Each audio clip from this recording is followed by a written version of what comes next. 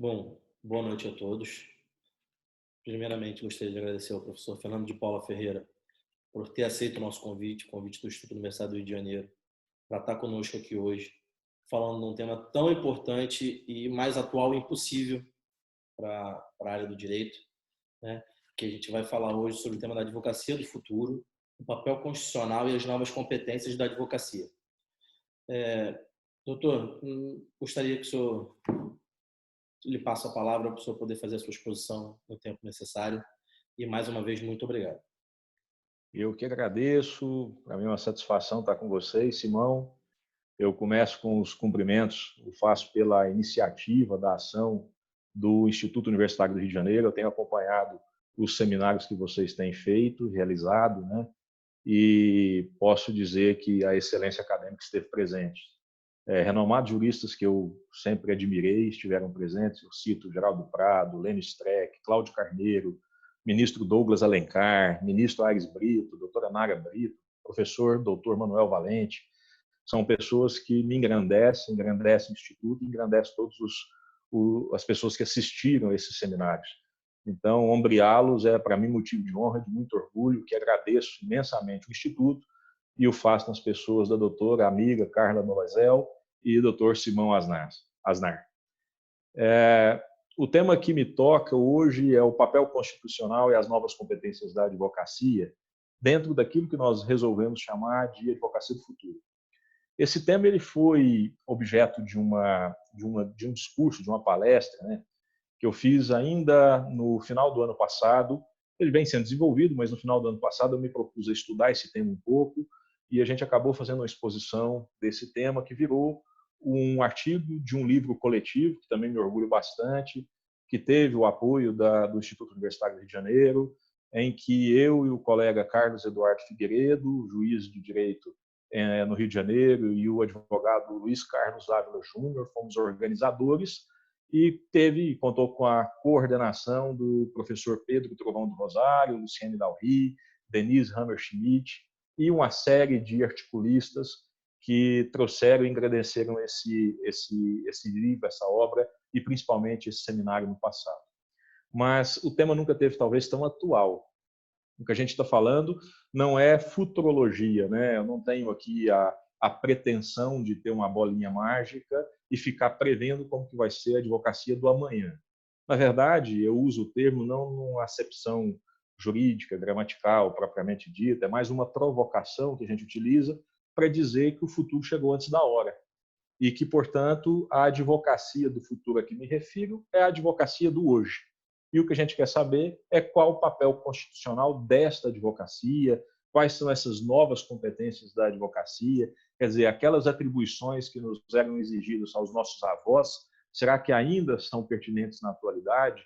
A advocacia, de fato, mudou, a advocacia está no fim, quer dizer, essa profissão vai deixar de existir, leio muito sobre isso também, e são perguntas como essa que eu procurei desvendar, chegando à conclusão no final que eu espero expor aqui para vocês. A rigor, a gente tem enfrentado uma série de questionamentos sobre o papel da advocacia e como que vai ser essa advocacia do amanhã.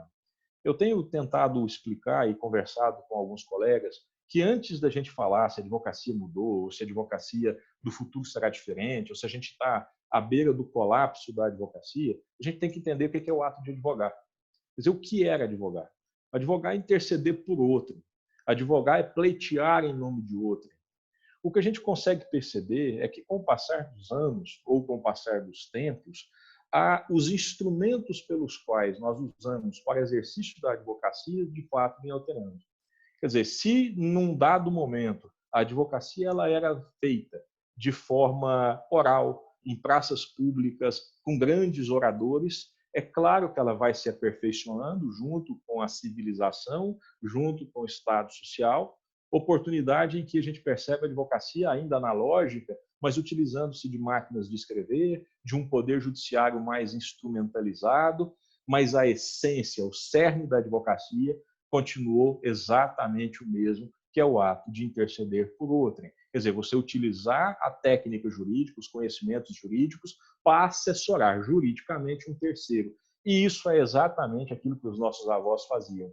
Agora, é evidente que, olhando para a realidade atual, eu não tenho mais nem oradores em praças públicas e nem máquinas de escrever sobre a mesa.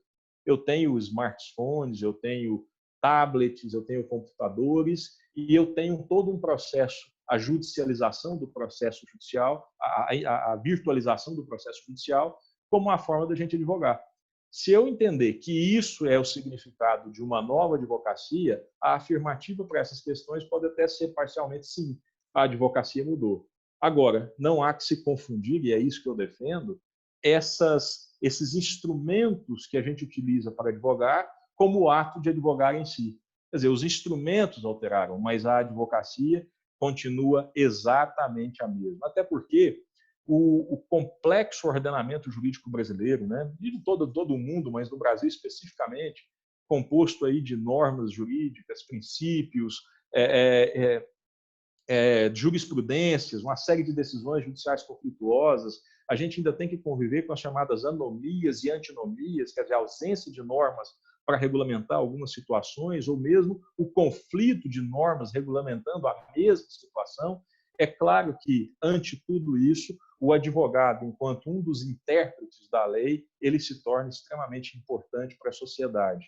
Não há uma situação qualquer que um cliente bata à porta do meu escritório para dizer que a situação está ótima, está excelente, e que ele não precisa que eu faça uma interpretação da norma como essas, ou que eu não interceda por ele em razão de uma dor que ele está sentindo.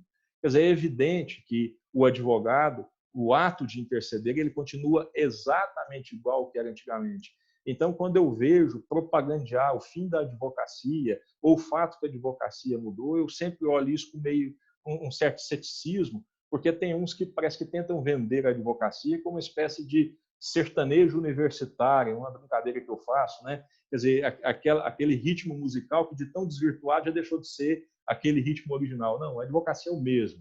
Nós ainda estamos na originalidade da advocacia, a gente continua com o nosso papel imprescindível e essencial de administração da justiça, tal qual a gente sempre foi, e não vai ser isso que vai mudar. Agora, é claro que eu não posso fazer de conta que eu não estou vivendo um mundo virtualizado, quer dizer, essa própria pandemia que nos assola, que nos pega de susto abruptamente e nos obriga a chegar no futuro, talvez antes da hora, sim, é um ponto de atenção para todas as profissões, não só para a advocacia, e aquela chamada indústria 4.0, que traz consigo no seu seio a chamada advocacia 4.0, também não seja objeto de análise, objeto de estudo daqueles que lidam com esse universo da advocacia.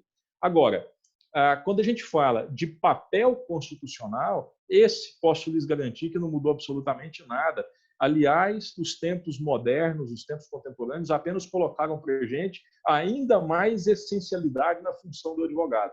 Quando o artigo 133, que é uma norma de eficácia contida, já diria o professor José Afonso da Silva, né, ele fala que o advogado é essencial à administração da justiça. Isso, para mim, nunca foi tão relevante quanto no momento que nós estamos vivendo. Essa norma, por ser de eficácia contida, ela foi regulamentada pelo Estatuto da Advocacia e da OAB, que é a Lei 8.906 de 94, que, através de uma série de diplomas, quase que mistura o mistério do advogado com a própria atribuição da entidade que regulamenta a profissão da advocacia, que é a própria Ordem dos Advogados, a ponto do Estatuto denominar-se de Estatuto da Advocacia e da Ordem dos Advogados do Brasil. Somado-se a isso, não há de esquecer que já há muito, ainda na vigência do CPC de 73, quer dizer, de 1973, a gente teve o início da Lei 11.419 de 2006, que traz a informatização do processo judicial.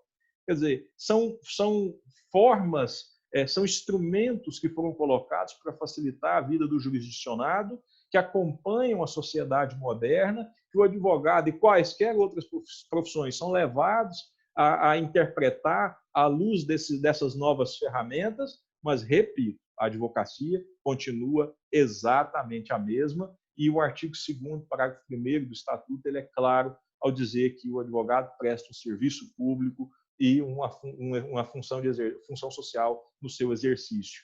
Quer dizer, é uma série de informações que a gente tem que me permite dizer que, mais que nunca, a advocacia passa a ser imprescindível. Imprescindível à tutela dos direitos humanos, imprescindível ao Estado democrático de direito, à preservação dos poderes e das instituições. E cada vez mais a gente tem percebido que a mão do equilíbrio da Ordem dos Advogados do Brasil e de cada advogado per si é imprescindível para que a gente tenha uma sociedade civilizada, para que a gente tenha a chamada ordem e progresso tão proclamada hoje em dia e que às vezes a gente nem sempre vê cumprido, né? Portanto, chegar à conclusão de que a advocacia não mudou traz, de certa forma, um certo alívio para nós. Foi o que me tomou o peito quando eu ainda estava a fazer as reflexões para a conferência que no passado eu fiz e para escrever o artigo que gerou o objeto desta conferência aqui hoje, desse seminário. Portanto, a advocacia não mudou. E o que eu chamo de competências para a advocacia? O que seria essa advocacia do futuro? Uma vez que eu falei que eu não estou fazendo aqui exercício de futurologia e que eu também não tenho bola de cristal para prever o futuro, e eu estou repetindo, o futuro é hoje, o futuro já chegou, isso foi uma mera provocação. O que a gente tem que analisar é se nós já estamos preparados para o exercício de uma advocacia do agora, ou se a gente ainda, ou se o colega, ou advogado, ou advogada ainda está preso numa advocacia do passado. Essa que é a grande reflexão que eu proponho com esse artigo. Quer dizer, está proibido de viver o futuro aquele que elege o passado como paraíso perdido. Quer dizer, a gente não pode ficar imaginando ainda declamar versos em praças públicas ou mesmo adotar a máquina de escrever, porque os peticionamentos são digitais. Quer dizer, o interceder por outro agora é de forma virtual, a indústria 4.0, inclusive da advocacia, chegou para ficar, nós não vamos retroceder nesse passo, traz segurança jurídica, traz economicidade, traz celeridade na entrega da prestação jurisdicional, que são, na verdade, predicados que se exige do Poder Judiciário e o jurisdicionado tem o direito de exercer. Eu chamo a atenção para a emenda constitucional número 19, lá de 1998, quando ela inseriu o princípio da eficiência no caput do artigo 37 da Constituição da República. A gente tinha ali legalidade, impessoalidade, moralidade, publicidade, mas não tínhamos a eficiência. Foi a emenda constitucional 19 de 98 que trouxe a eficiência. E aquele capítulo é destinado à administração pública. E eu lhes pergunto, será que ser eficiente, no caso do Poder Judiciário, é ter uma entrega efetiva da prestação jurisdicional somado com celeridade? Quer dizer, é evidente que sim, que quando eu tenho um conflito instalado no seio da coletividade, o jurisdicionado que bate às portas do Poder Judiciário para ver o exercício da jurisdição enquanto caráter de substitutividade da própria vontade ante uma pretensão que é resistida, estou lembrando aqui Carnelucci, é claro que ele quer que essa prestação jurisdicional seja justa, seja efetiva, lhe seja entregue àquele que tem direito e que isso seja feito com a maior velocidade possível, de forma barata, consequentemente também. Isso é ser eficiente. Só que a emenda constitucional 19 traz um recado para a própria administração pública, portanto, traz um recado para o Poder Judiciário. E a emenda é de 1998. E o que a gente viu foi que, desde o Código de 73, lá nas exposições de motivos, a gente já tinha um clamor por uma justiça mais célere, a ponto de, na exposição de motivo, tratar-se, em determinado momento, que os legisladores, à época, ficaram em dúvida, a comissão, se alteravam o Código de 39 ou se fariam um código novo, que seria o Código de 1973. Ao ponto que falaram, olha, achamos que fazer um código novo seria melhor, porque o Código de 39 ia ficar com tantas cores, de tantos autores, que muito provavelmente ia ficar parecendo um mosaico difícil de ser remendado. Ao passo que, se você pega a exposição de motivos do CPC de 2015, isso é falado exatamente, muito idêntico às palavras, não usando o mosaico, mas usando a colcha de retalhos. Quer dizer, estamos diante de uma celeuma. Fazemos um código novo ou emendamos o CPC de 73? Optamos por fazer o CPC de 2015 como uma bela iniciativa e lá já fala, porque eu não quero uma colcha de retalho com vários doutrinadores, vários legisladores, renomados juristas, emprestando um pedacinho de sua expertise para a construção de um texto remendado. E o objetivo daquilo era único, era trazer maior efetividade na entrega da prestação jurisdicional e maior celeridade. no exercício, na função de julgar. Era isso. Só que a emenda constitucional de 19 de 98, a gente não tinha alcançado isso. Até que a emenda constitucional 45 de 2004, essa traz para nós, no emblemático artigo 5º dos Direitos e Garantias Fundamentais, né? Ele traz no artigo 5º o inciso 78, que não existia, que garante o princípio da celeridade. E lá fala de razoável duração do processo, tanto judicial quanto administrativo, passando a ser, então, um direito fundamental do indivíduo. Excelente, excelente. Agora, como que a gente vai fazer para garantir essa celeridade, essa efetiva entrega da prestação judicional no mundo que nós temos hoje, com essa advocacia sofrendo essa ebulição, conforme nós já comentamos aqui algumas coisas? Bom, a gente tem defendido que dentro dessas chamadas novas competências, assenta-se a advocacia do futuro com 3 tripés. O primeiro dos tripés, eu o denominei, isso gramaticalmente, tem nada a ver com acepção jurídica, gramaticalmente o denominei como consensualismo, o primeiro dos tripés da advocacia do futuro. E o que eu quero dizer com consensualismo? A gente tem métodos de composição de conflitos. Os métodos eles podem ser divididos em heterotutela, autocomposição ou autotutela. A autotutela é chamada tutela primitiva, né? A justiça privada, a justiça do mais forte sobre o mais fraco, em detrimento do mais fraco. Essa justiça ela gera mais desinteligência do que a própria composição do conflito. Portanto, ela é rechaçada pelo ordenamento jurídico a ponto do Código Penal trazer o exercício arbitrário das próprias razões enquanto crime, né? Portanto, são excepcionalíssimos os casos em que a autotutela é possível de ser manejada. A legítima defesa da vida, a legítima defesa da posse, a homologação do penhor legal, para citar aqui apenas 3 exemplos em 2 esferas do direito, né? Em 2 ramos do direito. Mas a heterotutela ela foi vendida durante muito tempo como um monopólio estatal da composição de conflitos de interesse. Então, sempre que eu tivesse um conflito de interesses materiais, o que é interesses de direito material? Direito material é o direito civil, portanto, um contrato, né? Direito do consumidor, direito trabalhista, são normas de direito material. A gente chama isso de normas de conduta, normas que falam o que a gente pode e o que a gente não pode fazer. Portanto, são normas que regulamentam a vida em sociedade, são as normas que falam que onde termina o meu direito, começa o seu. E nem sempre isso é devidamente respeitado, por várias razões, a gente pode entrar rapidamente nisso. Eu teria que bater as portas do judiciário e o próprio Poder Judiciário sanar aquele conflito de interesse. Ocorre que essa forma de prestação jurisdicional ela não se mostrou muito eficiente, ao usar o termo do princípio constitucional, ao longo desses anos, a fim de que o Poder Judiciário, com o alargamento das portas de entrada dos litigantes, não foi na mesma proporção de saída da prestação jurisdicional. Portanto, a gente tem um Poder Judiciário, de certa forma, inchado, porque as iniciativas de acesso ao Poder Judiciário lograram basicamente êxito. Eu não posso chegar a falar que aquilo que o Cândido Rangel da Marco chama de processo civil de resultado, que é a plenitude de acesso ao Poder Judiciário, foi alcançada. Não, a plenitude não. Ainda nós temos taxas judiciárias caríssimas, uma prestação jurisdicional enquanto deferimento de assistência jurídica questionável em algumas situações, custas processuais não equânimes a depender de onde você nasceu.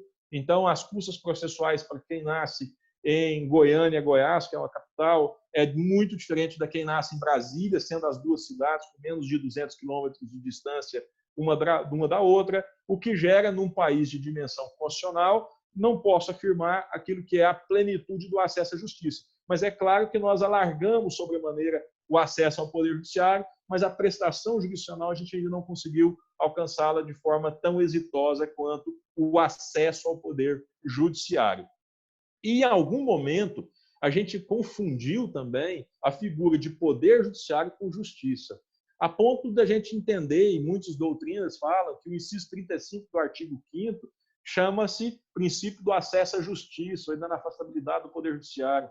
Quer dizer, ali fala, na verdade, do princípio de acesso ao Poder Judiciário, porque a justiça só vai vir, se é que ela virá, por meio de uma sentença de mérito que tenha reconhecido o direito a quem de direito E isso em tempo hábil, em tempo justo, em tempo célere. Quer dizer, não se sonha aqui com a justiça utópica em que eu entro com a ação hoje e a sentença sai daqui um mês. Não, não é nada disso, até porque a gente teria que aprofundar um pouco mais. O que eu preciso não é o fim do processo, eu preciso é conviver com a tutela do direito que eu busco em juízo, quanto antes possível, né?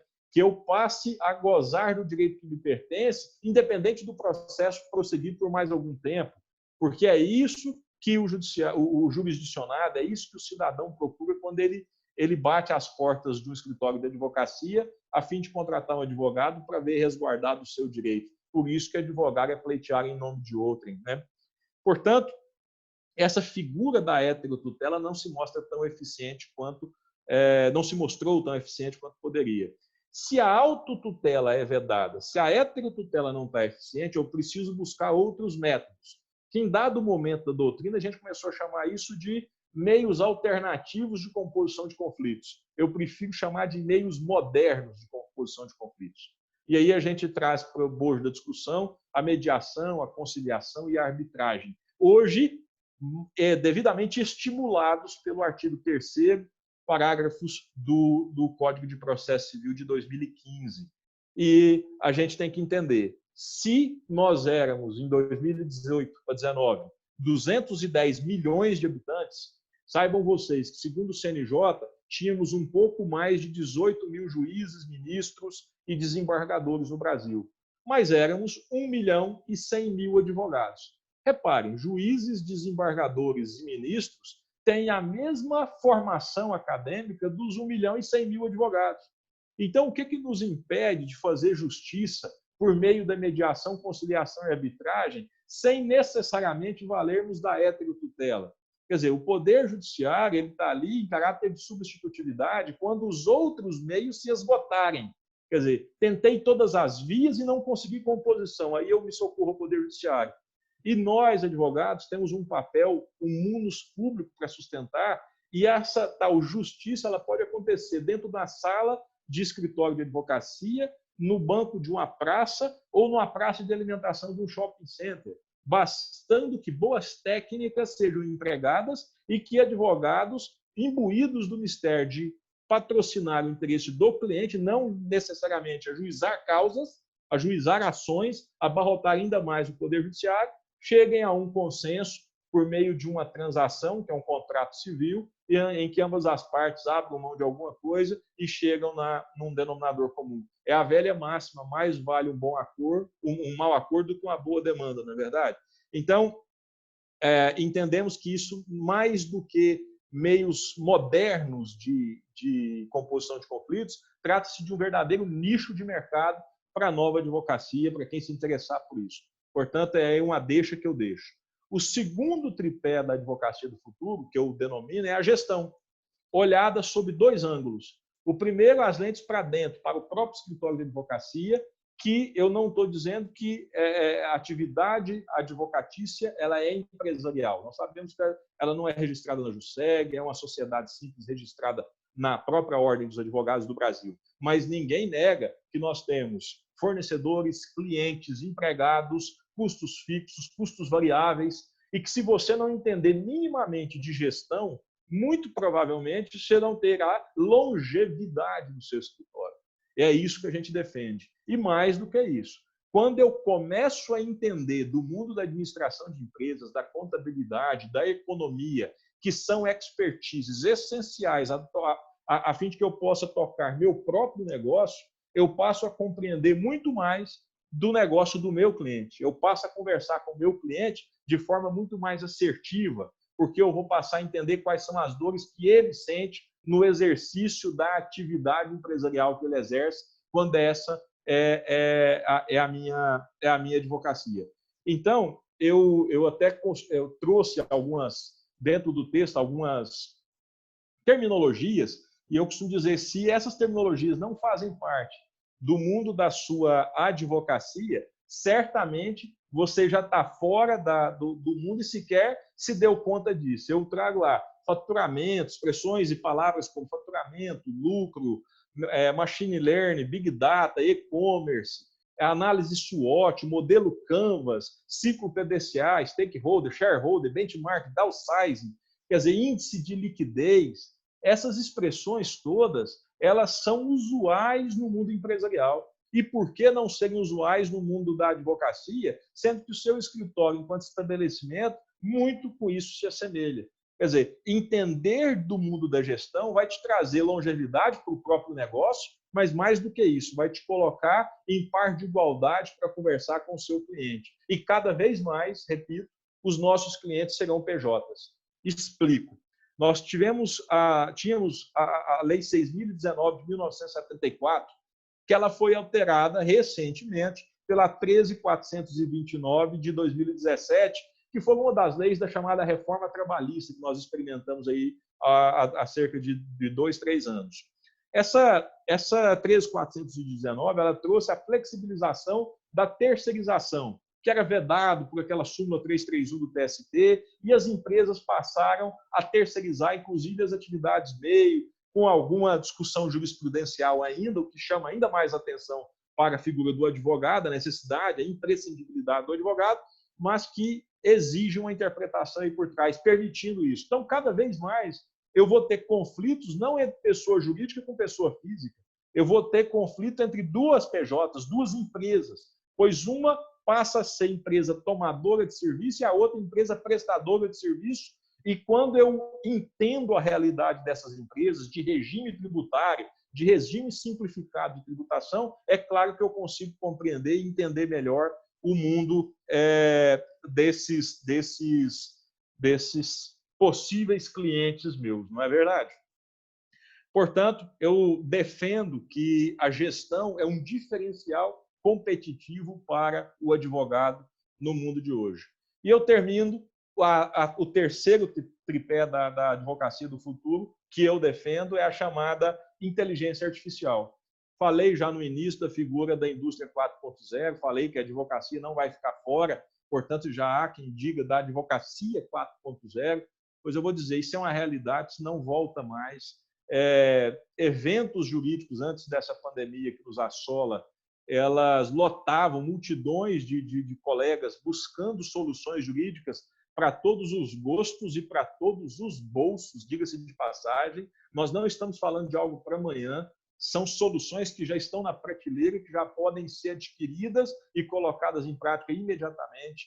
Quer dizer, os algoritmos, os chamados robôs, já fazem parte da realidade dos tribunais, ajudando na prestação jurisdicional. Isso também não é segredo para ninguém, não estou falando nada de novo aqui. Portanto, a gente tem que estar antenado. No Brasil, apenas fazendo um paralelo com o que acontece nos Estados Unidos, talvez até por conta das limitações de ética e disciplina que aqui nós temos, e lá é um pouco mais flexibilizado, ou muito mais flexibilizado, a gente vê as novas organizações advocatícias, né, os novos escritórios de novos advogados, de vanguardistas advogados, desenvolvendo essas ferramentas de algoritmo, de startups, de law-techs e assim por diante. Aqui no Brasil, a gente vê um movimento meio diferente. São as grandes bancas que têm adquirido essas ferramentas, até pelo preço que elas se apresentam, e isso traz não só efetividade, porque o algoritmo, o robô, ele consegue algumas respostas de forma muito mais rápida do que você fazer a contratação de advogados para esse fim. Então, quando você tem a figura do algoritmo, você tem uma capacidade de compilação de informações muito mais rápida, de balizamento, rastreabilidade, e, sem sombra de dúvida, isso gera velocidade na geração de informação e, consequentemente, na tomada de decisão. E isso faz com que aqueles profissionais, advogados, que antes detinham a expertise de fazer meras consultas, por exemplo, atividades burocráticas e repetitivas, eles vão efetivamente cair na obsolescência, porque o grande escritório, que às vezes tinha centenas de advogados que contratam um algoritmo desse, ele já tem o investimento fixo dele na própria aquisição da plataforma e ele não vai precisar daquele advogado. Portanto, cada vez mais o estudo, a dedicação, o direito é ingrato àqueles que não o dedicam. Cada vez mais a forma intelectualizada da prestação de serviço jurídico é que fará a diferença. Se aquilo que você faz, às vezes, nem é necessário ser advogado, às vezes, aquilo que você faz de tão repetitivo e maçante que eu posso ensinar aquilo, delegar aquilo para alguém, saiba você que, muito provavelmente, a sua função está ameaçada por esses algoritmos. A advocacia, não. E eu termino com uma observação que é a seguinte: os robôs nunca conseguirão substituir a intelectualidade humana. Apenas quando, e tão somente quando, o robô conseguir colocar no papel ou na tela de um computador o que significa a lágrima de uma mãe ou um sangue de um detento torturado, aí sim nós estaremos ameaçados por esses novos robôs, esses novos algoritmos que estão por aí. Até lá, a advocacia continua aquilo que está no artigo 133, indispensável à administração da justiça. É o recado que eu gostaria de dar para vocês. Espero ter sido de grande valia e passo a palavra aí para o nosso amigo Simão Asnar. Simão, com você, meu amigo. Doutor Fernando, é sempre um prazer ouvir o doutor falar. Foi brilhante mais uma vez. Queria parabenizar em nome de todos que vão assistir. Tenho certeza que todos irão gostar. É esclarecedor, é intrigante e deixa o que o advogado precisa, que sempre tem alguma coisa que faça o instigar a crescer, a não parar de estudar, a não deixar de se atualizar. Todos nós, advogados, vamos ter que pensar de maneira diferente, agir de maneira diferente. O mundo todo muda a todo momento, não seria a nossa profissão que ficaria igual para sempre. Não tem Exatamente. como. Nós tivemos algumas perguntas que foram enviadas para nós no Instagram. Eu separei 2 perguntas, doutor, para poder fazer ao senhor. Por favor. Vamos lá. A primeira pergunta foi da Camila Souza Cruz, uma aluna nossa de mestrado e doutorado na Universidade Autônoma de Lisboa.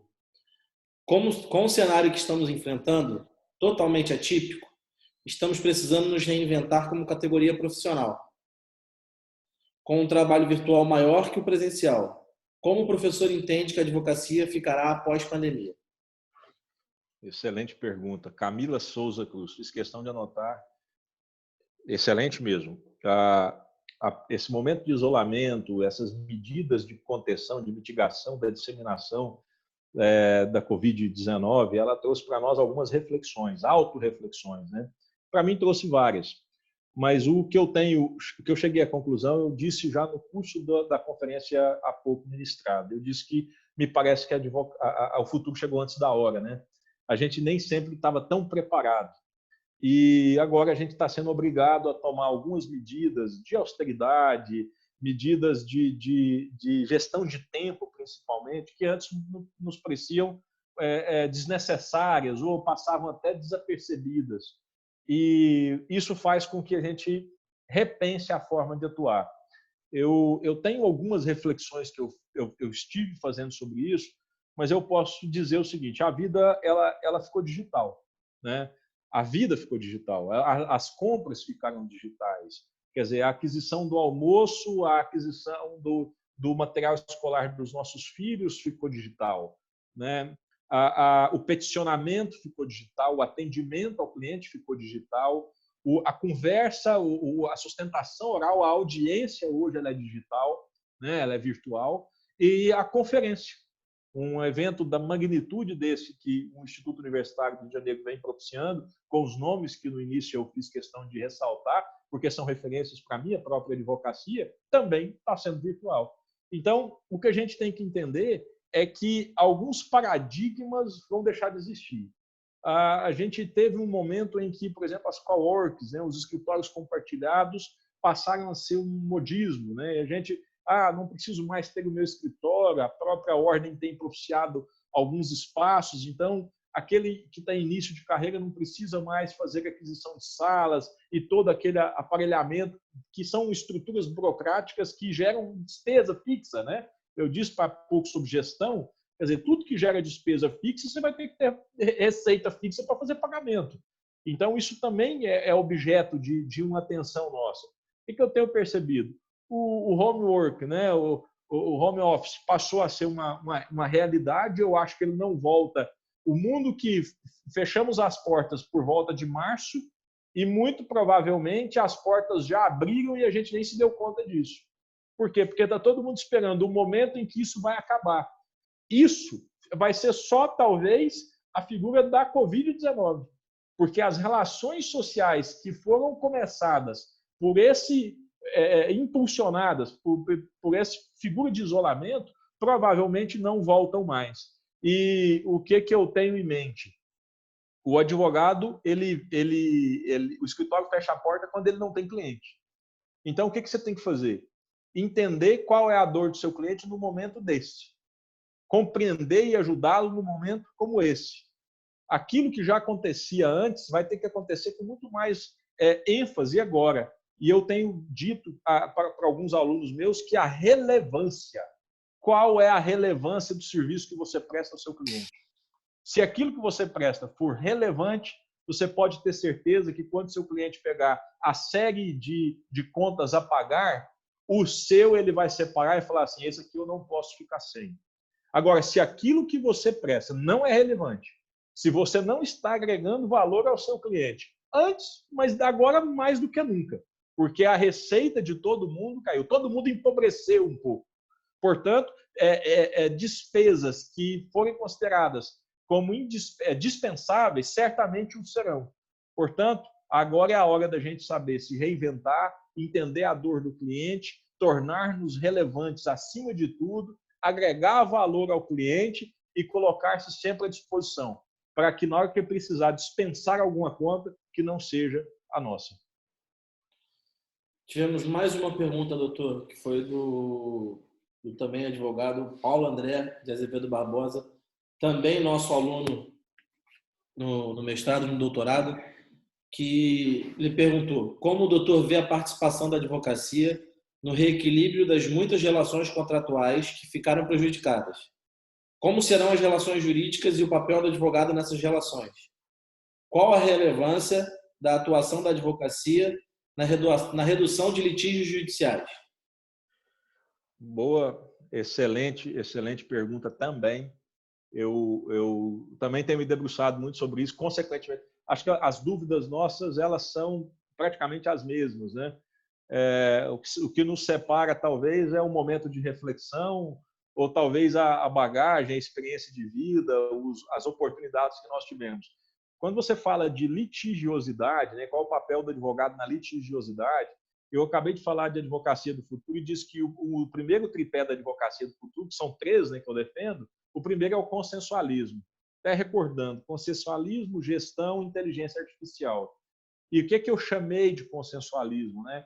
Eu chamei de utilizarmos mais dos meios modernos de composição de conflitos, e eu falei até quais são, mediação, conciliação e arbitragem. Mas me chama a memória uma frase que não é minha, ela é do ministro Luiz Roberto Barroso, ele proferiu essa palavra no Dia do Advogado, no 7º Congresso Brasileiro de Sociedades de Advogados, aí no Rio de Janeiro, tá? Ele falou que o advogado do futuro não é aquele que propõe uma boa demanda, mas aquele que a evita. Isso talvez nunca tenha sido tão atual, tão correto como agora. Porque, eu disse, a gente pode fazer justiça dentro das salas dos nossos escritórios, no banco da praça ou na praça de alimentação do shopping. A negociação, quer dizer, a capacidade de negociação, ainda falei, é um nicho de mercado. Quer dizer, quem tiver a capacidade de estabelecer boas conversas cruciais, estabelecer empatia, não só com o seu cliente, mas com o colega que está do outro lado, compreender que o colega advogado que defende os interesses da parte adversa não é seu inimigo, pelo contrário, ele é um futuro parceiro, um potencial parceiro e, acima de tudo, olha o nome, ele é um colega advogado, que passa pelas mesmas aflições, que tem as mesmas necessidades e que, portanto, muito provavelmente ele tem os mesmos interesses, quais sejam, quando vocês estão diante de um conflito concreto, resolver os problemas do cliente dele, igual você está resolvendo o seu. Então, o consensualismo é pegar o telefone, ligar para o colega e falar assim, olha, vamos entrar, eu estou com um contrato de locação que o meu cliente não está conseguindo pagar, por razões óbvias. Eu poderia falar aqui Simão, sobre as teorias da imprevisão, as decisões jurisprudenciais, que são matérias que são alcançadas com a mera leitura dos julgamentos do STJ ou de qualquer tribunal estadual, ou mesmo de doutrinas civilistas das mais corriqueiras que a gente tem em qualquer biblioteca jurídica. Mas isso seria simplório por demais. O que eu estou convidando os colegas é uma nova atitude, é uma postura de um jeito de advogar diferente, em que a gente tem que entender que eu não sou contratado para juizar ações, eu sou contratado para resolver o problema do meu cliente. E quando eu resolvo o problema com rapidez, com celeridade, né, com menor custo envolvido, os meus honorários se justificam ainda mais do que quando eu entro com ação e eu passo uma década litigando numa ação que quase que ordinariamente tende a se eternizar. Então, são atitudes como essa que eu acho que farão a diferença do advogado de ontem para o advogado de hoje, aquele que vai se estabelecer no mercado e vai conquistar ainda mais o mercado. Esse advogado que está antenado a essas novas práticas, ele já deve ter percebido que ele vai precisar transformar serviços jurídicos em produtos. Isso fica fácil de você mensurar, fica fácil de você cobrar, fica fácil de você entender como o seu colega, que também, consequentemente, está no mercado e também tem dificuldades para precificar o serviço que ele está fazendo. Isso nos ajuda a entender melhor o mercado.